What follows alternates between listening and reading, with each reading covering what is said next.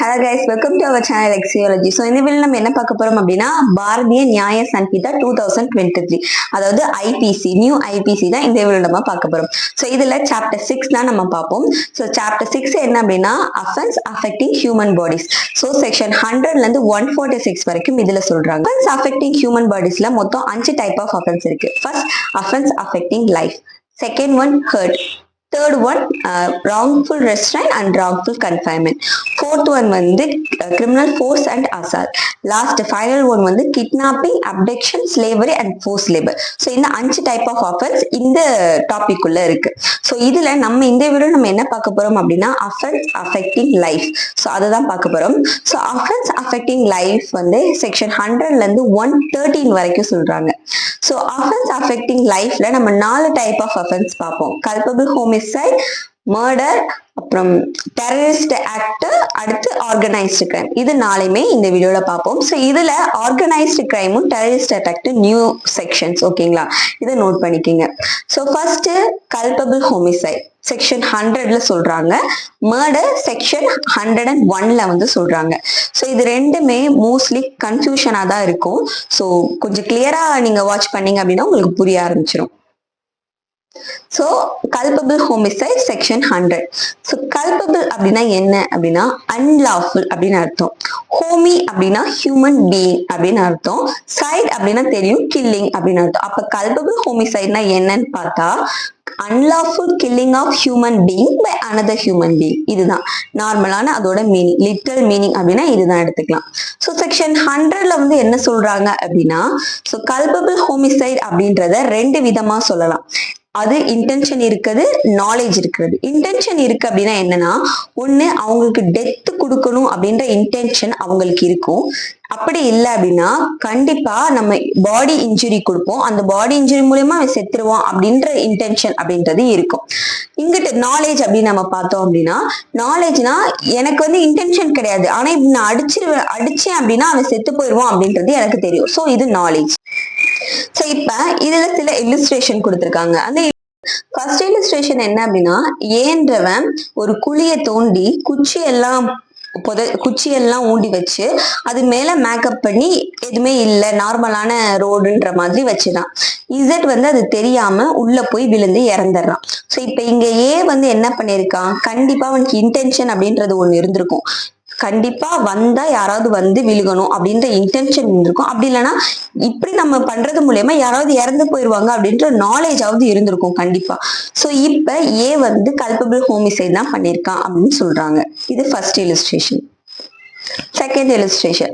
So இப்ப என்னன்னா, ஏன்றவனுக்கு தெரியும் அந்த புதர் பின்னாடி இசட் அப்படின்றவன் இருக்கான் அப்படின்னு.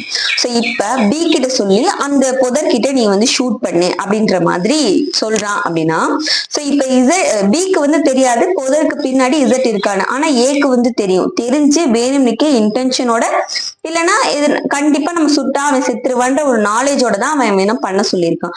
அப்படின்றப்ப இப்ப ஏ சுடும் போது இசட் இறந்துடுறான் அப்படின்னா பி வந்து லயபிள் ஆக்க முடியுமா அப்படின்னா, பிக்கு எந்த ஒரு இன்டென்ஷனுமே கிடையாது, நாலேஜும் கிடையாது. அதனால பி எந்த ஒரு அஃபென்ஸும் பண்ணல.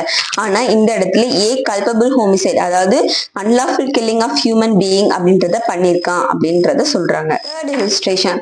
இப்ப ஏ வந்து என்ன நினைக்கிறான்னா, அந்த புதர்கிட்ட ஒரு கோழி இருக்கு அப்படின்றது நினைக்கிறான். ஸோ இப்ப அதுக்கு பின்னாடி ஆக்சுவலா பீன்றவன் ஒளிஞ்சிட்டு இருந்திருக்கான், ஓகேவா?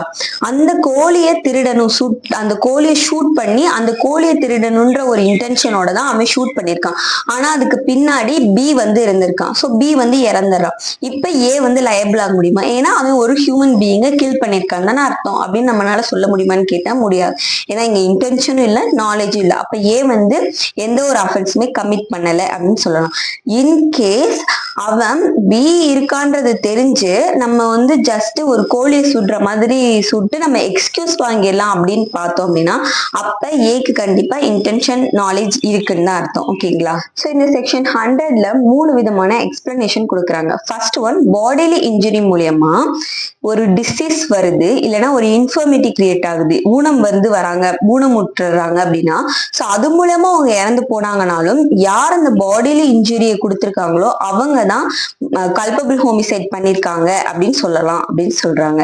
செகண்ட் எக்ஸ்பிளனேஷன் என்ன அப்படின்னா, இப்ப நான் பாடிலி இன்ஜுரி கொடுத்துருக்கேன், அந்த பாடிலி இன்ஜுரி மூலமா ரொம்ப சிவியரா போயிருக்கு, ஹாஸ்பிட்டல்ல ஒழுங்கா ட்ரீட்மெண்ட் கொடுத்திருந்தாங்கன்னா இந்நேரம் அந்த டெத் வந்து நடந்திருக்காது. அப்ப நான் என்ன சொல்லலாம்னா, நான் வந்து சும்மா அடிக்கதான் செஞ்சேன், இந்நேரம் நீங்க ஹாஸ்பிட்டல்ல ட்ரீட்மெண்ட் ஒழுங்கா கொடுத்திருந்தா அவர் இறந்திருக்க மாட்டாரு, அந்த மாதிரி சொல்ல முடியாது. ஸோ யாரு பாடியில இன்ஜுரி கொடுத்தாங்களோ அவங்க தான் அவர் இறந்து போயிட்டாலும் அதுக்கு பொறுப்பு அப்படின்றத சொல்றாங்க. இப்ப தேர்ட் எக்ஸ்பிளனேஷன் என்ன அப்படின்னா, இப்ப ஒரு ஊம்ல இருக்கக்கூடிய குழந்தை இறந்துருச்சு, அதை யாராவது கொன்னுட்டாங்க அப்படின்னா அது கல்பபிள் ஹோமிசைடுக்கு கீழே வருமா அப்படின்னு கேட்டா அது கல்பபிள் ஹோமிசைடுக்கு கீழே வராது. அதாவது கருவுல இருக்கக்கூடிய ஒரு குழந்தையே யாராவது இன்டென்ஷனோட கொன்னாலுமே அது வந்து கல்பபிள் ஹோமிசைடுக்கு கீழே வராது. ஆனா இன்கேஸ் அந்த குழந்தைக்கு ஏதாவது வளர்ச்சி ஏற்பட்டிருக்கு, அதாவது தலை வந்திருக்கிறது, லிம்ப், கை, கால், இதெல்லாம் ஏதாவது ஒரு ஆர்கன் எதனா வளர்ச்சி அடைந்திருந்துச்சு அப்படின்னா அப்ப வந்து அந்த கல்பபிள் ஹோமிசைடுக்கு கீழே தான் வரும் அப்படின்னு தேர்ட் எக்ஸ்பிளனேஷன்ல சொல்றாங்க. Section 101 murder. ஸோ மர்டர் என்ன சொல்லியிருக்காங்க அப்படின்னா, culpable homicide is murder accept in 5 categories. இது என்ன கான்செப்ட் அப்படின்னா, எல்லா மர்டருமே கல்பபிள் ஹோமிசைட் தான், ஆனா எல்லா கல்பபிள் ஹோமிசைடுமே மர்டர் ஆகாது. ஸோ இது எதை பேஸ் பண்ணினா, அந்த 5 கேட்டகரி கல்பபிள் ஹோமிசைட் தான், அதை நம்ம மர்டர்னு கொண்டு வர முடியாது. ஸோ அந்த 5 கேட்டகரியை தான் நம்ம என்னன்னு சொல்லுவோம் அப்படின்னா, culpable homicide not amounting to murder. ஓகேங்களா? ஸோ இப்ப கல்பபிள் ஹோமிசைட் அப்படின்றது ஜென்ரலா ஒருத்தவன் இன்னொருத்தவனுக்கு கொன்னுட்டான் அப்படின்னாலே அது கல்பபிள் ஹோமிசைட் தான், அது எல்லாமே கல்பபிள் ஹோமிசைட் தான். ஆனா மர்டர்னு எப்ப சொல்லுவோம் அப்படின்னா, அந்த கொன்னது இந்த 5 கேட்டகரிக்கு உள்ள வரல அப்படின்னா அதுதான் நம்ம வந்து கல்பபிள் ஹோமிசைட்னு சொல்லுவோம், சாரி மர்டர்னு சொல்லுவோம். ஸோ ஹியூமன் பீயிங் கில்றது அப்படின்றதே 2 டைப் ஆஃப் பிரிக்கலாம். என்ன அப்படின்னா மர்டர் அப்படின்னா இந்த 5 கேட்டகரிக்கு கீழே வராத ஒரு இதை மர்டர்னு சொல்லலாம். அந்த 5 கேட்டகரிய culpable homicide not amounting to murder அப்படின்னு சொல்லலாம். இப்ப என்ன இந்த culpable homicide not amounting to murder அப்படின்னா, 5 கேட்டகரி சொன்னேன்ல, அதுல என்னென்ன வரும்னா கிரேவ் அண்ட் சடன் ப்ரொவகேஷன் வரும், பிரைவேட் டிஃபென்ஸ், இந்த மாதிரி விஷயங்கள் எல்லாம் அதுல வரும். ஸோ இப்ப நான் ஒருத்தனை கொன்றிருக்கேன், நான் கொன்னது அந்த 5 கேட்டகரி, நான் கொன்னுட்டேனாலுமே அது கல்பபிள் ஹோமிசைட் தானே, அது கல்பபிள் ஹோமிசைடு கீழே தான் வரும். நான் இப்ப யாரை கொன்னனாலும் கல்பபிள் ஹோமிசைடு கீழே தான் வரும். நம்ம இப்ப அந்த கொன்னதை என்ன கேட்டகரிக்கு கீழே கொண்டு போக போறோம் அப்படின்றது தான் மெயின். அதாவது கொல்றது, அந்த கல்பபிள் ஹோமிசைடுன்றது ஒரு ஜெனரல் கேட்டகரி, அதுக்கு கீழே 2 டைப் ஆஃப் ஸ்பெஷல் கேட்டகரி இருக்கு. என்ன அப்படின்னா, அது மர்டருக்கு கீழே போனாதான் பனிஷ்மெண்ட், அப்படி இந்த மர்டருக்கு கீழே போனாதான் ஹை பனிஷ்மெண்ட். அது culpable homicide not amounting to murder அப்படின்றதுக்கு கீழே போச்சு அப்படின்னா அதுக்கு லெசர் பனிஷ்மெண்ட் தான். ஸோ அதனாலதான் இந்த ஹியூமன் பீயிங் கில்லிங்கே நம்ம 2 டைப் ஆஃப் டிவைட் பண்ணி செப்பரேட் பண்றோம் கில்லிங்க. ஸோ நார்மலா இப்போ ஒரு கில்லிங் நடந்துருச்சு அப்படின்றத நம்ம ஃபர்ஸ்ட் ஓகே இவங்களை கொன்னுட்டாங்க அப்படின்னா நம்ம அதை வந்து ஃபோக்கஸ் பண்ணணும், எந்த கேட்டகரிக்கு கீழே கொண்டு போகலாம் அப்படின்றது. இப்ப நார்மலா அந்த எக்ஸப்ஷனுக்கு கீழே வந்துச்சு, நான் வந்து ஒரு பிரைவேட் டிஃபென்ஸ் யூஸ் பண்றதுக்காண்டி மட்டும் தான் அவனை கொன்னேன் அப்படின்னா culpable homicide not amounting to murder. ஓகேங்களா? ஆனா வேணும்னிக்கே இன்டென்ஷனோட நான் ரொம்ப நாள் பிளான் போட்டு அவனை கொல்லணும்னு நினைச்சேன் அப்படின்னா அதுதான் மர்டர். புரிஞ்சுதா உங்களுக்கு? ஸோ ஓகே, இப்போ மர்டர் அப்படின்றதுல என்ன சொல்லியிருப்பாங்க அப்படின்னா, நம்ம கல்பபிள் ஹோமிசைடுக்கு பார்த்தா அதே தான். ஸோ இன்டென்ஷன், அப்படி இல்லைன்னா நாலேஜ். என்ன இன்டென்ஷன் இருக்கும்? நான் ஒரு விஷயம் பண்ணி அவனுக்கு டெத்தை கொடுக்கணும் அப்படின்ற இன்டென்ஷன் இருக்கும். அப்படி இல்லைன்னா நான் ஒரு பாடிலி இன்ஜுரி கொடுத்து அது மூலமா அவனுக்கு டெத்தை கொடுக்கணும் அப்படின்ற இன்டென்ஷன் இருக்கும். நாலேஜ் அப்படின்னு பார்த்தா அப்படின்னா, இப்போ நான் ஒரு விஷயத்த பண்றது மூலியமா கண்டிப்பா அவன் இறந்து போயிடுவான் அப்படின்றது எனக்கு தெரிஞ்சிருக்கும். ஓகேவா? இதேதான் இதுக்கான டெஃபினேஷன் அப்படின்றதும். ஸோ இப்போ பனிஷ்மெண்ட் ஆஃப் மர்டர் 103ல வந்து சொல்றாங்க என்ன அப்படின்னா, இப்ப ஒரு கொலை நடந்திருக்கு, அந்த கொலையை நான் culpable homicide not amounting to murder அப்படின்ற 5 கேட்டகரிக்கு கீழே கொண்டு போக முடியல அப்படின்னா அப்ப அது மர்டருக்கு கீழே வந்துருமா? ஸோ அப்ப அதுக்கு என்ன பனிஷ்மெண்ட் கொடுக்கலாம்? ஸோ 103ல அதுக்கான பனிஷ்மெண்ட் வந்து சொல்லியிருக்காங்க, death or life imprisonment. With fine. ஓகேங்களா? ஸோ இது இப்ப 109ல அட்டெம்ப்ட் டு மர்டருக்கும் 110ல அட்டெம்ப்ட் டு கல்பபிள் ஹோமிசைடுக்கும் பனிஷ்மெண்ட் கொடுத்துருக்காங்க. So attempt to culpable homicide 110ல என்னன்னா 3 years or fine or both. அதுதான் அதுக்கான பனிஷ்மெண்ட். இன்கேஸ் அப்படி அட்டம் பண்ணும்போது ஏதாவது ஹர்ட் வந்து கிரியேட் ஆச்சு அப்படின்னா 7 years or fine or both. So அதுதான் இதுக்கான பனிஷ்மெண்ட். அடுத்த மர்டருக்கு வந்து 10 years plus fine கொடுப்பாங்க. அப்படி அட்டம் பண்ணும்போது ஹர்ட் ஏதாவது ஆச்சு அப்படின்னா life imprisonment or 10 years plus fine அப்படின்றது இருக்கும். இன்கேஸ் அந்த அட்டம் பண்ணவர் வந்து லைஃப் கன்விக்டா இருக்காரு. லைஃப் கன்விக்ட்னா ஆல்ரெடி ஏதாவது ஒரு மர்டர் கேஸ்க்கோ அதுக்கோ எதனா பனிஷ்மெண்ட் வாங்கிட்டு இருக்காரு. அவர் ஏதாவது அட்டெம்ப்ட் பண்ணிருக்காரு அப்படின்னா அது மூலியமா ஹர்ட் ஆச்சு அப்படின்னா அவருக்கு டெத் ஆர் லைஃப் இம்ப்ரிசன்மெண்ட் இது சொல்லியிருக்காங்க. ஸோ 109ல இன்கேஸ் ஒரு மர்டரை லைஃப் கன்விக்ட் பண்ணாரு அப்படின்னா அவருக்கு என்ன பனிஷ்மெண்ட் அப்படின்னு 104ல வந்து சொல்லியிருக்காங்க. அவருக்கு வந்து பனிஷ்மெண்ட்னா டெத் ஆர் லைஃப் இம்ப்ரிசன்மெண்ட்.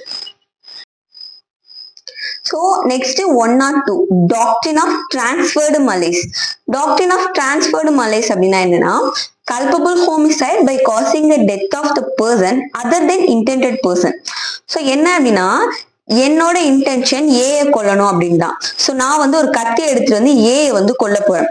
ஆனா டக்குன்னு பி வந்து உள்ள வந்து அந்த கத்தியை வாங்கிடுறது. ஸோ இப்ப என்னோட இன்டென்ஷன் யாரை கொல்லணும்? ஏஐ தான். பட் பி வந்து டக்குன்னு இடையில வந்துடுறான். அதனால பி அங்க வந்து இறந்து போயிடுறான் அப்படின்னா அதுதான் டாக்ட்ரின் ஆஃப் டிரான்ஸ்ஃபர்டு மலிஸ். இப்ப இதுக்கு ஒரு கேஸ்ல இருக்கு. So public prosecutor versus Mushanuru Surya Narayanamurthy 1912.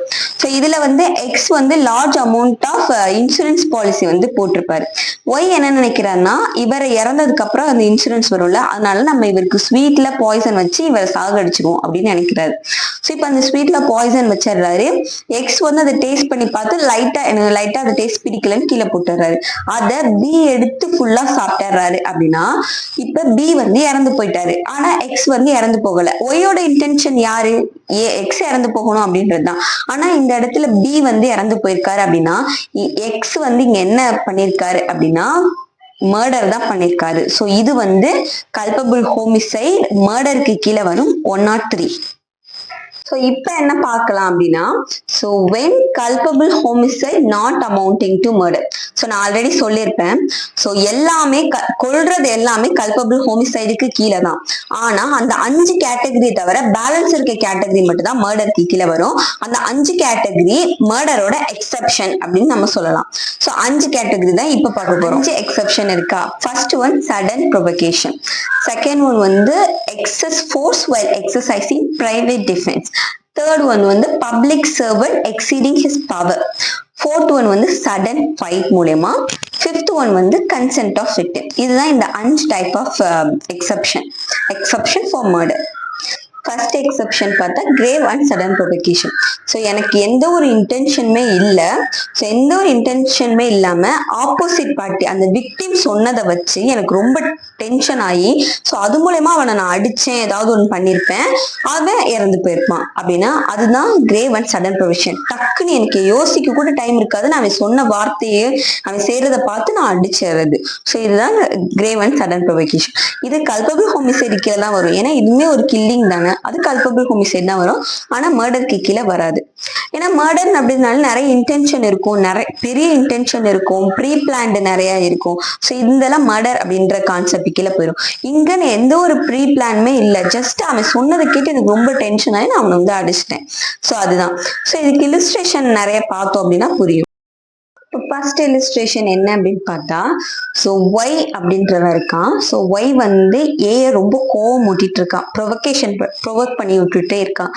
யாரு? ஒய் வந்து ஏஐ. ஸோ என்ன பண்ணிட்டான் அப்படின்னா ரொம்ப டென்ஷன் ஆகி பக்கத்துல இருக்க கன்னை வந்து எடுத்து ஒய்ய சுடணும்னு நினைக்கிறான். ஆனா ஒய்ய சுட முடியல, பக்கத்துல இருக்கக்கூடிய பிய தெரியாம சுட்டுறான் அப்படின்னா ஸோ இந்த இடத்துல அந்த ஏ அப்படின்றவன் வந்து கல்பபிள் ஹோமிசைட் மட்டும்தான் பண்ணியிருக்கான். அது மர்டர் கிடையாது அப்படின்னு சொல்றாங்க.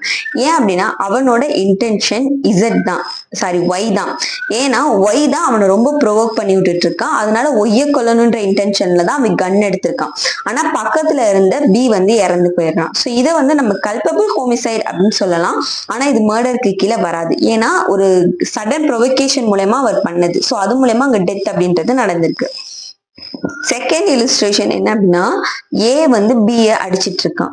ஸோ பி வந்து ரொம்ப வைலண்ட் ரேஞ்சில் இருக்கான், ரொம்ப டென்ஷன் ஆகி ரொம்ப கோவத்துல அந்த மாதிரி இருக்கான் பி வந்து. இப்ப அதை பார்த்துக்கிட்டு இருக்கவர் வந்து சி வந்து அந்த ஃபைட்டை பார்த்துக்கிட்டு இருக்காரு. அவர் என்ன பண்றாரு அப்படின்னா ஸோ ஏ வந்து சாகணும் அப்படின்ற இன்டென்ஷனோட சி வந்து ஒரு நைஃபை வந்து பி கையில வந்து கொடுத்துட்றாரு. ஸோ பி அந்த டென்ஷன்ல என்ன பண்ணிடுறாரு, ஆல்ரெடி கோவமா இருக்காரா, ஆல்ரெடி அவன் வந்து இவர் அடிச்சிட்டு இருக்கான்றனால ரொம்ப கோவமா இருக்காரு. சோ அந்த இடத்துல நைஃப் யாருக்காவது கிடைக்கும் போது என்ன தோணும், டக்குன்னு அவர் குத்திடணும்னு தானே தோணும். சோ அதே மாதிரி பி வந்து ஏ குத்திடுறான். சோ இந்த இடத்துல யாருக்கு அதுக்கு இன்டென்ஷன் இருந்துச்சு, சிக்கு தான் ஏ இறந்து போகணும்ன்ற இன்டென்ஷன் இருந்துச்சு. அப்ப இந்த இடத்துல சி தான் மர்டர் வந்து கமிட் பண்ணியிருக்காரு, பி கல்பபிள் ஹோமிசைட் மட்டும் தான் பண்ணியிருக்காரு. இப்போ இந்த சடன் ப்ரொவோகேஷனுக்கு 3 எக்ஸெப்ஷன் இருக்கு. சோ என்னன்னா அந்த 3 எக்ஸெப்ஷனுக்கு கீழே ஏதாவது ஒரு மர்டர் நடந்துருச்சு அப்படின்னா அது சடன் ப்ரொவோகேஷனுக்கு கீழே நம்ம கொண்டு போக முடியாது, அதை மர்டருக்கு கீழே தான் கொண்டு போகணும் அப்படின்னு சொல்றாங்க. ஃபர்ஸ்ட் என்ன அப்படின்னா செல்ஃப் ஆர் வாலண்டரி, அதாவது அவரோட சுய நோக்கத்துக்காண்டி பண்றது. இப்ப என்ன அப்படின்னா ஏக்கும் பிக்கும் ஏதோ ஒரு ஃபைட் மாதிரி போய்கிட்டு இருக்கு. அதுல பி ரொம்ப ப்ரொவோக் ஆயிடுறாரு, ஸோ ரொம்ப இதாயிடுறாரு பி. அதனால என்ன பண்றாருன்னா ஏவோட குழந்தையான சியை வந்து கொண்டுறாரு அப்படின்னா ஸோ அப்ப அது வந்து மர்டருக்கு கீழே தான் வரும், கல்பபிள் ஹோமிசைடா நம்ம எடுத்துக்க முடியாது அப்படின்னு சொல்றாங்க. செகண்ட் ஒன் வந்து ஒரு பப்ளிக் அத்தாரிட்டி அவரோட டியூட்டியை பண்ணும் போது அதை நம்ம செல்ஃப் ப்ரொவோகேட் எடுத்து அவரை நம்ம மர்டர் பண்ணோம் அப்படின்னா அது வந்து சடன் ப்ரொவோகேஷனுக்கு கீழே வராதுன்னு சொல்றாங்க. இப்ப என்ன அப்படின்னா ஏ வந்து இசட் அப்படின்ற ஒரு அத்தாரிட்டி, ஒரு போலீஸ் ஆபீசர்னு கூட எடுத்துக்கலாம். அவர் வந்து லாஃபுல்லா ஏ வந்து அரெஸ்ட் பண்றாரு. ஸோ ஏ வந்து என்னை அரெஸ்ட் பண்ணிட்டாங்க அப்படி இப்படின்னு ரொம்ப டென்ஷன் ஆகி அந்த பின்ற அந்த போலீஸ் ஆபீசரை வந்து கொண்டுறாரு அப்படின்னா ஸோ இப்போ அது வந்து ப்ரொவோகேஷனுக்கு கீழே வராது, ஸோ அது மர்டருக்கு கீழே தான் வரும் அப்படின்னு சொல்றாங்க. ஸோ இன்னொரு இல்லுஸ்ட்ரேஷன் கொடுத்துருக்காங்க. என்ன அப்படின்னா ஏ அப்படின்ற ஒரு அக்யூஸ்ட் இருக்காரு, இசட் அப்படின்ற ஒரு மெஜிஸ்ட்ரேட் இருக்காரு. ஸோ அந்த மெஜிஸ்ட்ரேட் என்ன சொல்றாருன்னா நீ சொல்றதெல்லாம் என்னால நம்பவே முடியல அந்த மாதிரி சொல்லிடுறாரு. அதுல ரொம்ப கோவப்பட்டு அவன் வந்து மெஜிஸ்ட்ரேட்டை வந்து கொன்னுட்டான் அப்படின்னா ஸோ அது வந்து ப்ரொவோகேஷனுக்கு கீழே வரும் அப்படின்னு நம்மளால எடுத்துக்க முடியாது. சடன் ப்ரொவோகேஷனுக்கு கீழே வரும் எடுத்துக்க முடியாது, அது மர்டருக்கு கீழே தான் வரும். ஏன்னா ஒரு அத்தாரிட்டியை வந்து அவரோட டியூட்டி எக்ஸசைஸ் பண்ண விடாம தடுக்கிறது மூலயமா ஏதாவது ப்ரொவோகேட் ஆகி அது மூலமா ஏதாவது கில்லிங் பண்ணியிருந்தாங்க அப்படின்னா அது மர்டருக்கு கீழே தான் வரும், culpable homicide not amounting to மர்டருக்கு கீழே வராது அப்படின்னு சொல்லிடுறாங்க. மூணாவது என்ன அப்படின்னா என்னோட பிரைவேட் டிஃபென்ஸை நான் யூஸ் பண்ணும் போது அதுல ப்ரொவோக் ஆகி அப்போதைக்கு மர்டர் நடக்குது அப்படின்னா ஸோ அது வந்து எக்ஸப்ஷன் கேட்டகரி, அது மர்டருக்கு கீழே தான் வரும் அப்படின்னு சொல்றாங்க. ஸோ இதுக்கு என்ன இல்லுஸ்ட்ரேஷன் அப்படின்னா ஏ வந்து பியோட நோஸை வந்து கடிச்சு வைக்கிறாரு, ஓகேவா. அப்ப கடிச்சு வைக்கும் போது பி வந்து என்ன பண்றாரு அப்படின்னா அவர் கடிக்க விடாம தடுக்கிறதுக்காண்டி அவர் தள்ள பாக்குறாரு. அதுல ரொம்ப டென்ஷன் ஆகி இவர் வந்து அவரை கொண்டுறாரு அப்படின்னா ஸோ இந்த இடத்துல அது culpable homicide not amounting to மர்டருக்கு கீழே வராது, அது மர்டருக்கு கீழே தான் வரும் அப்படின்றாங்க. என்னன்னா ஒரு பிரைவேட் டிஃபென்ஸ் தான் நான் யூஸ் பண்ணிருக்கேன், உன்னை ஜஸ்ட் புஷ் மட்டும் தான் பண்றேன், அது மூலயமா நீ வந்து ரொம்ப ப்ரொவோக் ஆகி நீ என்னை கொல்றது மூலயமா அது வந்து மர்டருக்கு கீழே போயிடும் அப்படின்னு இந்த 3 எக்ஸப்ஷன், சடன் ப்ரொவோகேஷனுக்கு 3 எக்ஸப்ஷன் வந்து சொல்றாங்க. லேண்ட்மார்க் கேஸ் இருக்கு, KM Nanavati versus state of Maharashtra. So இது வந்து அக்ஷய் குமார் நடிச்ச ஒரு மூவி. ஸோ நீங்க இந்த கேஸ் ஃபுல்லா டீடைல்டா பார்க்கணும்னா அந்த மூவி கூட நீங்க பார்த்து தெரிஞ்சுக்கலாம். இதுல நான் ஷார்ட்டா சொல்றேன். ஸோ என்னன்னா அக்யூஸ்ட் வந்து நானாவதி, அவரோட ஒய்ஃப் வந்து சில்வியா. ஸோ இறந்து போன டிசீஸ்ட் தான் அஹுஜா. ஸோ இவர் வந்து நேவி ஆபீசரா இருப்பாரு நானாவதின்றவரு. அவர் ஊருக்கு போயிட்டு வந்த டைம்ல, அதாவது அவர் ஒர்க்குக்கு போயிட்டு வந்த டைம்ல இந்த அவங்களோட வைஃப் சில்பியா வந்து எனக்கு வந்து அஹுஜா கூட அஃபேர் இருக்கு அப்படின்னு சொல்லியிருப்பாங்க. ஸோ அஃபேர் இருக்குன்னு சொன்னதுக்கு அப்புறமா அதுக்கப்புறம் அவரு அவ்வளோக்கா ரியாக்ட் பண்ணியிருக்க மாட்டாரு. ஸோ அவங்கள வந்து ஷாப்பிங், அவங்களையும் அந்த ஒய்ஃபையும் அவங்க சில்ட்ரனையும் ஷாப்பிங் கூட்டிட்டு போய் மூவி கூட்டிட்டு போய் ஒரு 3 ஹவர்ஸ்க்கு மேல வந்திருக்கும். அவங்கள வீட்டுல விட்டுட்டு அதுக்கப்புறம் அவரோட போட்டுக்கு போய் அவர் வச்சிருக்க கன்னை எடுத்துட்டு அஹுஜாவை போய் ஷூட் பண்ணியிருப்பாரு. ஸோ இந்த இடத்துல அவர் வந்து அந்த அஃபேர் இருக்குன்னு சொன்னனாலதான் சடன் ப்ரொவோகேட் ஆகி இந்த மாதிரி அஃபென்ஸ் பண்ணிருக்காரா? ஸோ இது வந்து எக்ஸப்ஷனுக்கு கீழே வருமானது தான் இந்த கேஸ்ல கொஸ்டினா இருந்துச்சு. ஸோ இது என்ன சொல்லியிருப்பாங்க அப்படின்னா, சடன் ப்ரொவோகேஷன் அப்படின்றது ஒரு விஷயத்த நம்ம கேட்கும் போது ரியாக்ட் பண்றது. ஸோ இந்த இடத்துல 3 hours அப்படின்ற ஒரு டைம் பீரியட் இருக்கு.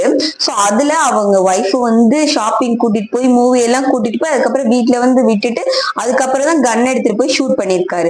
ஸோ இந்த இடத்துல இது வந்து சடன் ப்ரொவோகேஷன் கீழே வராது, இது மர்டர் அப்படின்றது சொல்லி லைஃப் இம்ப்ரிசன்மெண்ட் வந்து அவருக்கு கொடுத்திருப்பாங்க. வந்து exceeding of private defence. So private டிஃபென்ஸ்னா ஒண்ணு தெரியும், ஒருத்தர் என்னை தாக்க வராரு, எனக்கு ஏதாவது ஆயிரும் அப்படின்ற ஒரு பயத்துல அவரை நான் ஏதாவது பண்ணிடுறது, அது மூலியமா டெத் ஏதாவது நடந்துச்சு அப்படின்னா அது மர்டருக்கு கீழே வராது, கல்பபிள் ஹோமிசைடா தான் பார்க்கப்படும் அப்படின்னு சொல்றாங்க. ஸோ பிரைவேட் டிஃபென்ஸ்ன்றது நார்மலா எல்லாத்துக்கும் தெரிஞ்ச ஒரு விஷயம்.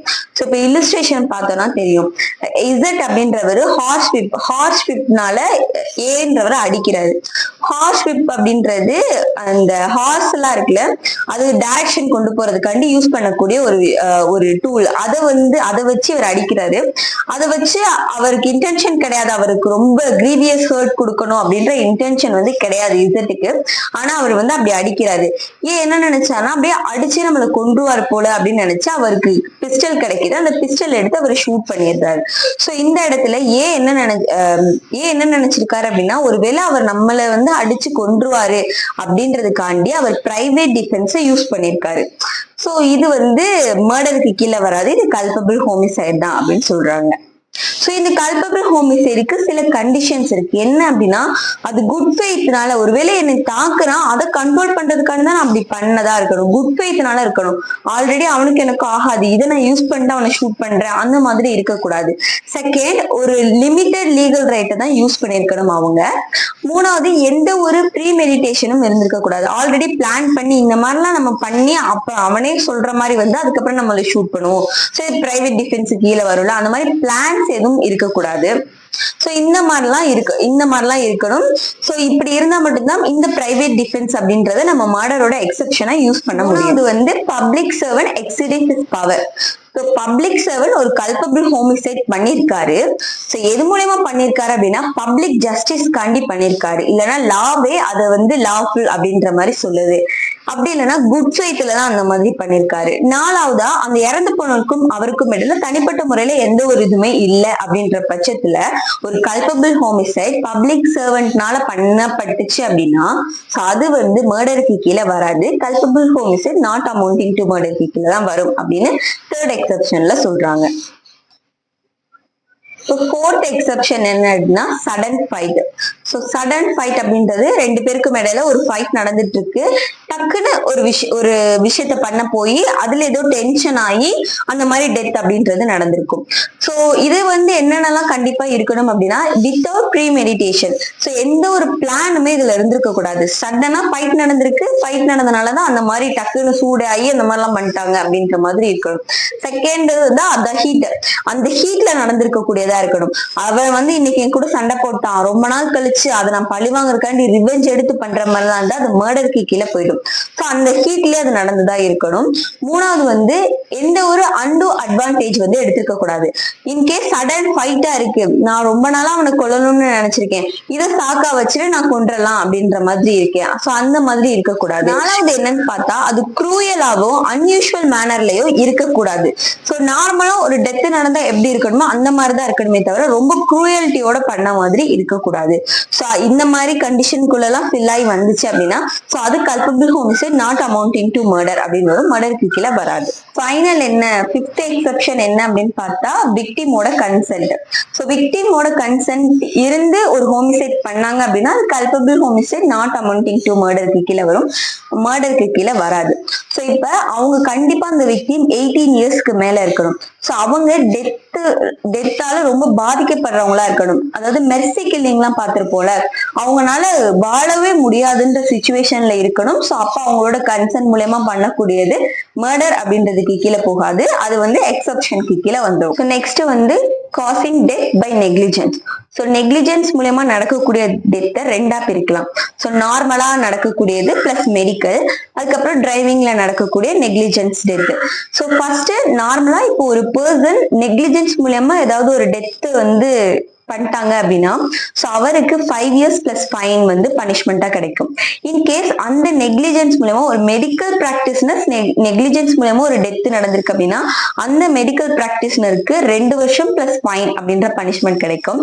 இதே ஒரு டிரைவிங் மூலமா நெக்லிஜென்ஸ் நடந்திருக்கு அப்படின்னா அது நான் amount to culpable homicide. So அதுக்கு பனிஷ்மெண்ட் கிடையாது. இன்கேஸ் அந்த ஏதோ நெக்லிஜென்ஸ் மூலமா ஒரு ஆக்சிடென்ட் ஏதோ நடந்து அதை போலீஸ் ஸ்டேஷனுக்கோ இல்ல மெஜிஸ்ட்ரேட் கிட்டயோ இன்ஃபார்ம் பண்ணிருக்கணும். அந்த இன்சிடென்ட் நடந்து சீக்கிரத்திலே இன்ஃபார்ம் பண்ணிருக்கணும். இன்கேஸ் அப்படி அவங்க இன்ஃபார்ம் பண்ணல அப்படின்னா அவருக்கு 10 years பிளஸ் ஃபைன் வந்து பனிஷ்மெண்டா கிடைக்கும். Last section 107 and 108. 107 the abatement of suicide.